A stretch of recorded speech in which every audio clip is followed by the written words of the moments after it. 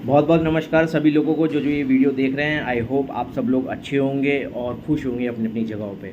दोस्तों, आज की ये वीडियो बहुत ही इम्पोर्टेंट होने वाली है इंसानियत के ऊपर। इंसानियत बेसिकली ह्यूमैनिटी, क्योंकि जो दौर चल रहा है इस वक्त ह्यूमैनिटी मरती चली जा रही है। तो हालांकि जो काम मैंने किया है और जो मैं आपको बताने वाला हूँ इस वीडियो में, वो मेरे ख्याल से बहुत लोगों की नज़रों में कोई बड़ा काम नहीं होगा और मे बी हो भी सकता है।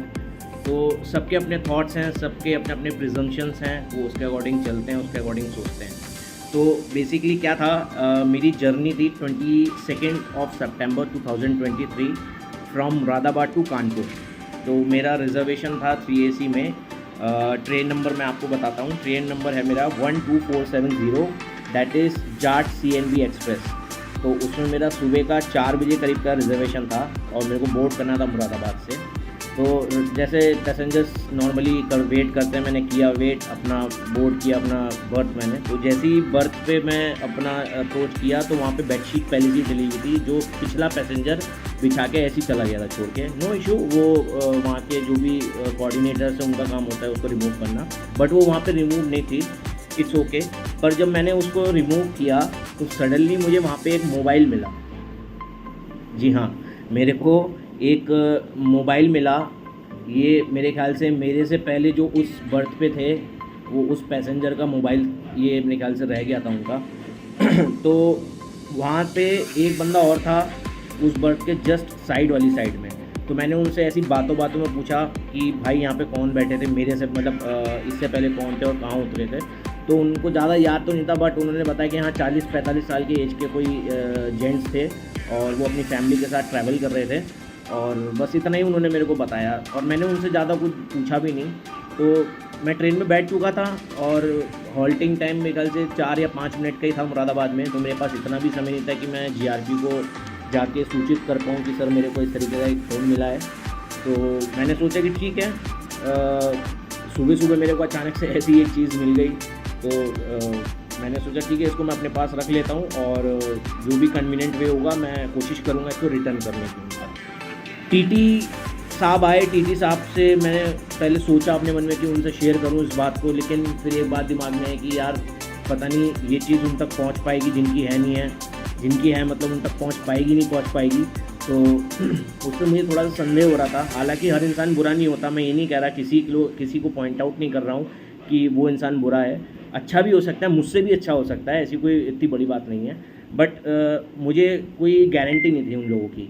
मुझे गारंटी मुझे अपने ऊपर थी, मेरी अपनी गारंटी मैं ले सकता हूँ। तो इसलिए मैंने सोचा कि ठीक है, मैं इस मोबाइल को अपने साथ रख लेता हूँ और जब भी मैं रिलैक्स मोड में हूँ तो मैं कोशिश करूँगा कि या तो किसी का, इसको ऑन ही रखा मैंने, स्विच ऑफ नहीं करा, कि अगर कोई ट्राई करेगा तो वो घबराए नहीं, उसको मैं आंसर करके ये बता दूँ कि आपका मोबाइल मेरे हाथों में है, सेफ़ है, and I definitely going to return it to you in the convenient time.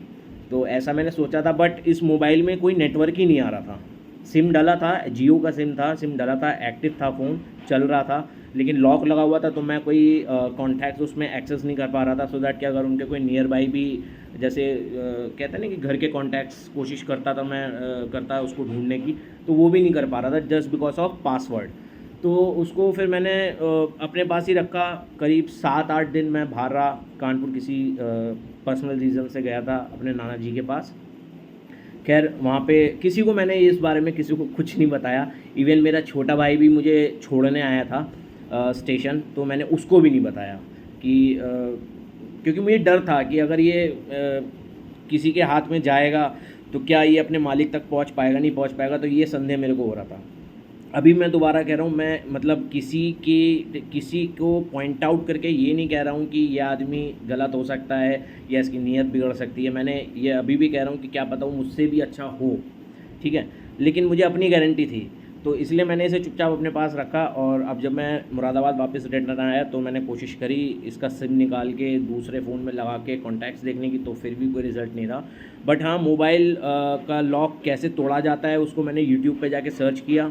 तो उस प्रोसेस से मुझे इस मोबाइल का इस मोबाइल का एक्चुअल नंबर है, जो सिम नंबर है, वो मेरे को एक ब्लॉक में मिल गया था। तो उसका मैंने फटाफट फ़ोटो अपने मोबाइल से लिया, सो दैट कि अगर वो 1% चला भी, वॉश आउट भी हो जाता है, मेरे सामने से चला भी जाता है, तो मेरे को प्रॉब्लम ना हो उस व्यक्ति को अप्रोच करने की। तो हालांकि जब मोबाइल मिला था तो 2 दिन तक मैंने उस नंबर पे अप्रोच किया था, उनको कोशिश करी थी कि मैं उनको बता दूं कि वो घबराए नहीं, कि उनकी चीज़ सेफ़ है, जहाँ भी है मेरे पास है, सेफ़ है। लेकिन वो नहीं हो पाया, उनका नंबर स्विच ऑफ ही जा रहा था कंटिन्यूस। तो फिर 3-4 दिन बीते, 5-6 दिन, 7-8 दिन का मेरा ट्रिप था। 8 दिन के बाद जब मैं लौट के आया तो आज मैंने उनको कॉल करी तो लकीली उन्होंने अपना डुप्लीकेट सिम निकलवा लिया था और वो नंबर एक्टिव हो गया था। तो जब मैंने सुबह बात करी तो पहले तो किसी लेडी ने उठाया, तो मैंने उनको पूछा कि आपका कोई मोबाइल वगैरह ट्रेन में छूटा था? तो वो एकदम से बोल पड़ी, जी हाँ, रेडमी का फ़ोन था हमारा, वो छूट गया हमारे ट्रेन में। तो ये आप देख सकते हैं पीछे रेडमी लिखा हुआ है इस पर। तो मैंने कहा कि ठीक है, कि मेरे को कंफर्म हो गया जब उन्होंने खुद ही बोला कि हाँ रेडमी का फ़ोन था, क्योंकि मैंने ऐसे अपने आप से सामने से नहीं बोला कि कौन से ब्रांड का फ़ोन है या क्या मॉडल है XYZ। तो उन्होंने खुद ही बोला ये बात, तो मैं कंफर्म हो गया कि हाँ ये जेन्युइन नंबर है और जेन्युइन पर्सनैलिटी का ये फ़ोन है मेरे पास। तो वो बहुत खुश हुई। पहली बात तो वो बहुत, मतलब क्या बताऊँ, इतने मायूस सी हो गई थी कि कहने लगी कि भैया मोबाइल की तो कोई बात नहीं, उसके अंदर जो डाटा है वो बहुत इंपॉर्टेंट है मेरे लिए। तो मैं समझ सकता हूँ, इसलिए मैंने इस चीज़ को किसी और के हाथ में देना अच्छा नहीं समझा उस वक्त के लिए। खैर, ये मेरी माता जी की लर्निंग्स हैं जो मेरी माँ मुझे सिखा के गई हैं कि कभी भी किसी कोई चीज़ मिले तो उसको उठाना मत, उसको छूना मत, और या किसी ऐसी अथॉरिटी को बता दो जो उसको उस चीज़ को उस तक पहुँचा सके। लेकिन जो हालात देख रहा हूँ, मतलब आजकल हर आदमी चाह रहा है कि कहीं से कुछ मिल जाए, बस जैसे तैसे मिल जाए, गुजारा हो जाए। तो इसके लिए मैं ये वीडियो बना रहा हूँ कि भाई प्लीज़, अगर आप लोगों के साथ भी कभी ऐसा हो कि आपको अगर ये इस तरीके की चीज़ें, इलेक्ट्रॉनिक चीज़ें या कोई भी कीमती चीज़ें मिलती हैं, होते हैं बहुत सारे केसेस ऐसे हैं जो कह के ये तो एक छोटा सा मोबाइल है, 10, 12, 15, 20 हज़ार का होगा ज़्यादा से ज़्यादा, मैं कहूँ 30 हज़ार का होगा। मैंने तो ऑटो रिक्शा वालों तक के केसेस सुने कि उन्होंने लाखों लाखों रुपए के मतलब ज्वेलरीज या कैश या XYZ, जो भी पैसेंजर अपना भूल जाता है उनके ऑटो में या कार में, कैब में, XYZ जो भी मीडियम वो चूज़ करते हैं ट्रैवलिंग के समय पे, तो लौटा देते हैं वो। तो उन लोगों के काफ़ी केसेस सुने, ये कोई इतनी बड़ी बात नहीं है।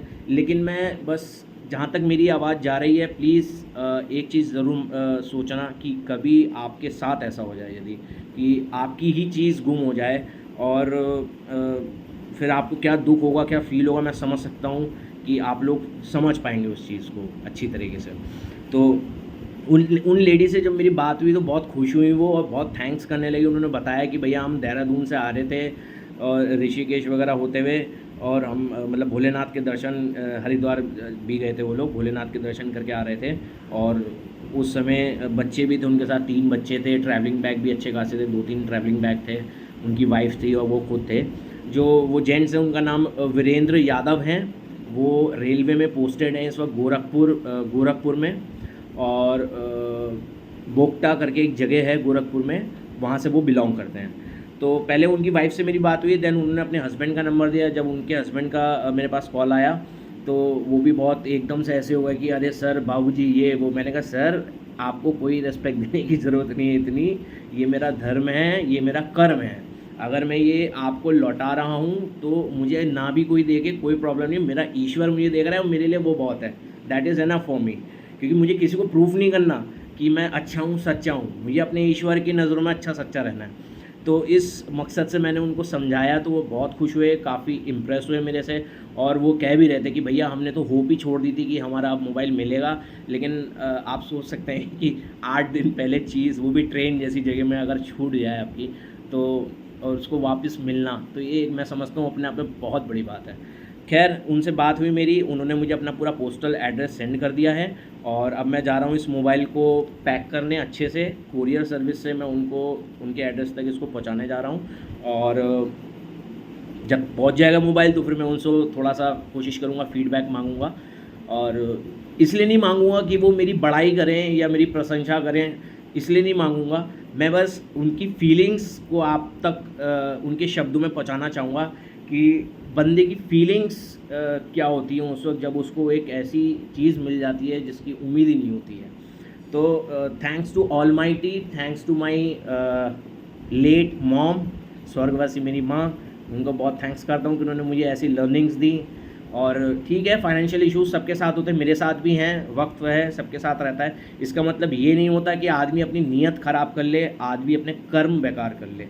तो प्लीज़ दोस्तों, अगर कोई बंदा ऐसा देख रहा है जो थोड़ा सा माइंडसेट उसका गड़बड़ाया हुआ है इस वक्त चीज़ों को लेकर, तो मैं सोचता हूँ कि भाई या बहन या जो भी आप हैं जिस एज ग्रुप के हैं, respected to all of you, please ध्यान रखिएगा कि ऐसा कभी मत सोचिएगा कि अगर मुझे ये चीज़ मिली तो इसको मैं रख लूँ, सिम तोड़ के फेंक दूँ और इसको मैं यूटिलाइज़ कर लूँ, क्योंकि वो आप कुछ समय के लिए यूटिलाइज़ कर पाओगे, बट जो उसका इम्पैक्ट होगा फ्यूचर में, जो प्रभु देख रहा है, जो परमात्मा मेन है, जिन्होंने हमें इस धरती लोक पे भेजा है कर्म करने के लिए, वहाँ आप फेल हो जाओगे। और मैं समझता हूँ कि उसका जो परिणाम होता है वो बहुत भयंकर होता है। तो आज लकीली सैटरडे है, सैटरडे में ही उनकी कॉल लगी। सैटरडे शनिदेव जी का दिन होता है। मैं थोड़ा रिलीजियस हूँ, एस्ट्रोलॉजी में बहुत बिलीव रखता हूँ, और कर्मफल दाता जी का दिन है आज। हर दिन होता है, वैसे आज मेन है सैटरडे। तो आज के दिन मुझे ये मौका मिला ऐसा करने का कि किसी की कोई भी चीज़ मैं उसको लौटा रहा हूँ, तो सीरियसली मेरे को बहुत खुशी मिल रही है इस वक्त। और मैं इस वीडियो को यूट्यूब पे अपने चैनल पे ज़रूर अपलोड करूँगा।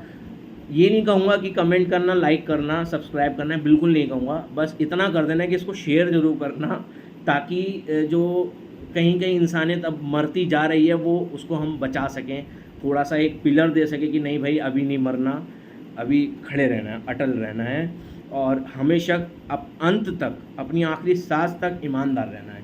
तो ये मेरा छोटा सा प्रयास था इस वीडियो के माध्यम से आप सबको बताने का। आप लोग बता सकते हैं आपको कैसा लगा थ्रू कमेंट्स, अगर आपकी इच्छा हो। कोई फोर्समेंट नहीं है, मेन मकसद ये था कि इस मोबाइल को मुझे दिखाना था इस वीडियो में, क्योंकि ये वीडियो प्रूफ होगा। मैं इसको ऑन कर देता हूँ, ऑन करके भी दिखाता हूँ, चालू हालत में है ये, देखिए ऑन कर दिया मैंने इसको। और जिस कंडीशन में ये था, ये इनका जियो का सिम है और ये इनका मोबाइल कवर है। तो ये सब मैं पैक करने वाला हूँ और इसको मैं कुरियर कराने वाला हूँ उनके दिए हुए एड्रेस पे। तो हम आ चुके हैं DTDC कुरियर सर्विस के प्लेटफॉर्म पे, जहाँ से हमें जो मोबाइल मिला है उसको हम पैक करके देंगे। तो मैं बॉक्स चेंज कर रहा हूँ क्योंकि बॉक्स में सेफ नहीं था जाना, थोड़ा हार्ड बॉक्स चाहिए था। मैं आपको एक बार फिर से दिखा दे रहा हूँ कि ये मोबाइल है, मैं चालू करके दिखा दे रहा हूँ एक बार।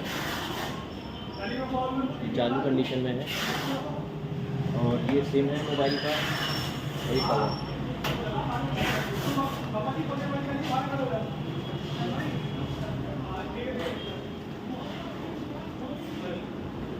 थैंक यू भाई।